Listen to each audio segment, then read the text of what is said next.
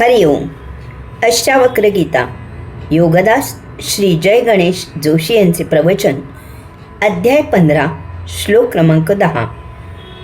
देहस्तिष्ठतु कल्पांतं गच्छत्वदैव वा पुनः क्व वृद्धि क्वच वा हानिस्तव चिन्मात्र रूपिणः.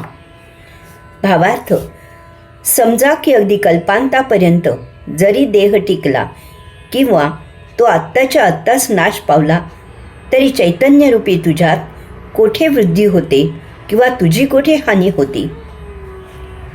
अष्टावक्र मुनी येथे आत्म्याचे वैशिष्ट्य सांगत आहेत.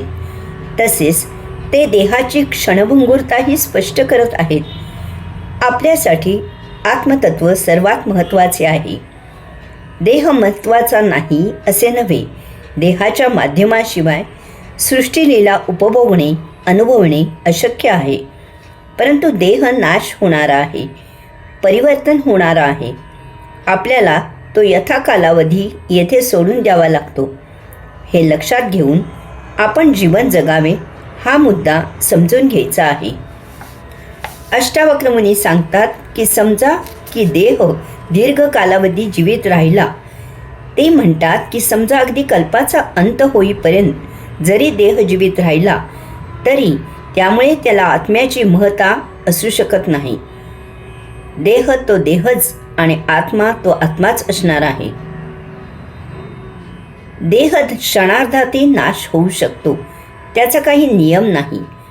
आपल्यासमोर चांगला चालता बोलता असलेला देह पाहता पाहता खाली कोसळतो आणि मृत होतो. अष्टावक्र मुनींना येथे सांगायचे आहे की देह कितीही टिकला, अगदी कल्पांतापर्यंत टिकला किंवा तो क्षणार्धात मृत झाला तरी त्यामुळे आत्म्याला फरक होत नाही. त्याचे महत्त्व अबाधित जसे असते तसेच राहते. याचे कारण येथे अष्टावक्र मुनी सांगत आहेत. देह क्षणाक्षणाने वाढत जातो. तो जितका टिकतो तितका तो वयोवृद्ध होतो. काळाप्रमाणे देहात नित्य नियमित वाढ होत असते. तसेच जेव्हा तो मृत होतो तेव्हा त्यात झपाट्याने गौणत्व येते. तो कुजू लागतो, नाश होऊ लागतो. त्याची विल्हेवाट त्वरित लावावी लागते. देहपतन झाले की तो देह कायमस्वरूपी खलास होतो.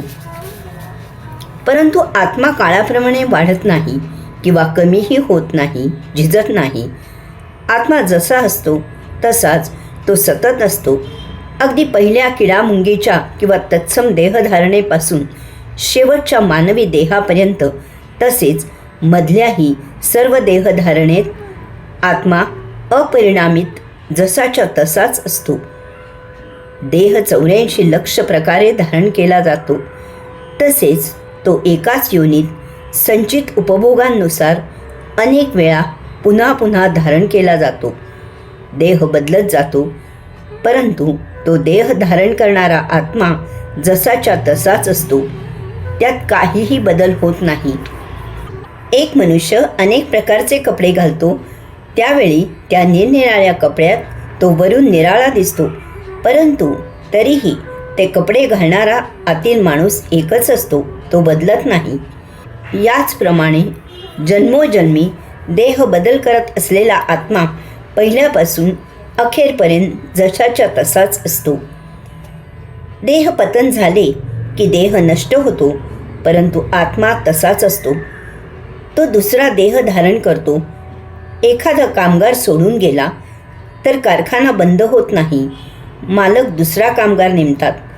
कारखाना सुरूच राहतो.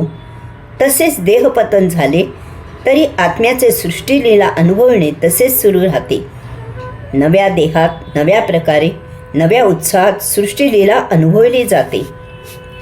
आपल्याला अनेक पदार्थ खायचे असतात. ते निरनिराळ्या भांड्यातून शिजवले जातात, शिजवावे लागतात. तसेच हे आहे. आपल्याला निरनिराळ्या प्रकारे सृष्टीलीला अनुभवायची असते. ती निरनिराळ्या देहांच्या माध्यमातून अनुभवावी लागते. एरवी वैचित्र्य येणार नाही. अष्टावक्र मुनी शेवटी सांगतात की चैतन्यरूपी तुझ्यात कोठे वृद्धी होते किंवा तुझी कोठे हानी होते.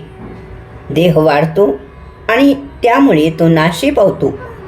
तू तर सदा अबाधित चिरशाश्वत आहेस. देहामुळे तू विचलित होऊ नकोस. नवीन कपड्यांप्रमाणे नवीन देहाच्या उत्साहात जुना देह सोडून दे. चिंता करू नकोस. हरिओम.